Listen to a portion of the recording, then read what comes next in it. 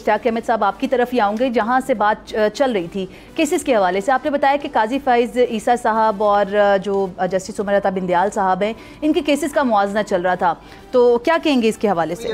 मैं वही अर्ज कर रहा हूँ कि बेसिकली जो मुकदमा जिस जज के पास लगता है वो उसको पाबंद होता है उसका फैसला करने का। बिल्कुल। अब जहाँ तक उमर अता बिंदयाल साहब की वर्किंग का ताल्लुक है तो वो शुरू से बहुत ज़्यादा काम करते हैं, वो बहुत ज़्यादा काम करते हैं, ये एक हकीकत है।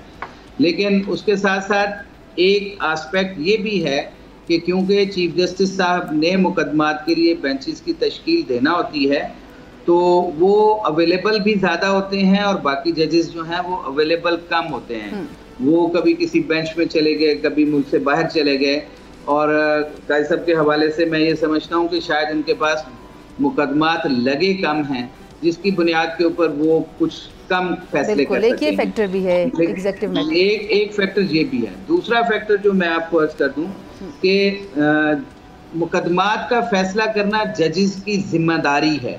जब वो ओथ लेते हैं तो उसमें ये कह देना कि जी मैं अवेलेबल नहीं हूँ, किसी और बेंच के सामने लगा दिया जाए या जजेस बेंचेस में से रिक्यूज कर लिया जाता है, ये भी रूटीन एक लंबे अरसे से चल रही है और इसको भी हम ठीक है। इश्तियाक साहब, आप हमारे साथ ही रहिएगा, एक सेगमेंट है हमारा सवाल अवाम का, उसमें भी आपसे बातचीत अभी करनी बाकी है। इश्तियाक साहब, मैं आपकी तरफ आऊँगी, आप कुछ कहना चाह रहे हैं इस तमाम तर पॉइंट पे, कुछ कॉमेंट करना चाह रहे हैं? जी, मैं ना असल में तैयब भाई थोड़ा सा महसूस करते हैं कि शायद कुछ पार्शियलिटी के साथ चीज़ें होती हैं। ये बात जो है अभी टीवी के ऊपर जिस तरह से नशर की गई है, इससे जजेस के अपने कंडक्ट और अपने काम पे असर होता है, और जब जज लग जाता है तो वो किसी भी चीज़ से रिफ्यूज़ नहीं करता। अभी जो इन्होंने कहा कि 15 हफ्तों से या 10 हफ्तों से या 5 हफ्तों से कितने से काजी साहब नहीं काम कर रहे हैं, तो उस हवाले से काजी साहब को भी ये सोचना चाहिए था बिल्कुल कि ये नुकसान किसका हो रहा है।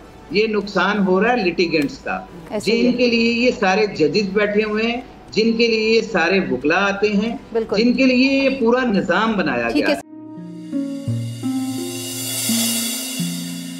अपना घर यूं मईशत का पहिया भी घूमेगा, मजदूर भी सर उठा के जिएगा,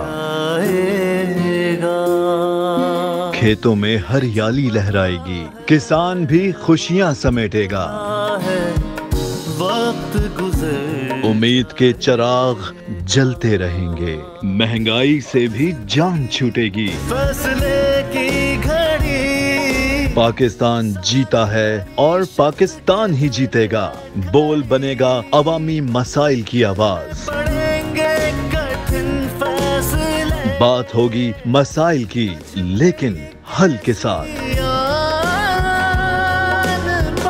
देखिए खुसूसी नशरियात मिशन मईशत, बुध के रोज 1 बजे सिर्फ बोल न्यूज पर। सब्सक्राइब करें और बेल दबाएं ताकि कोई खबर रह न जाए।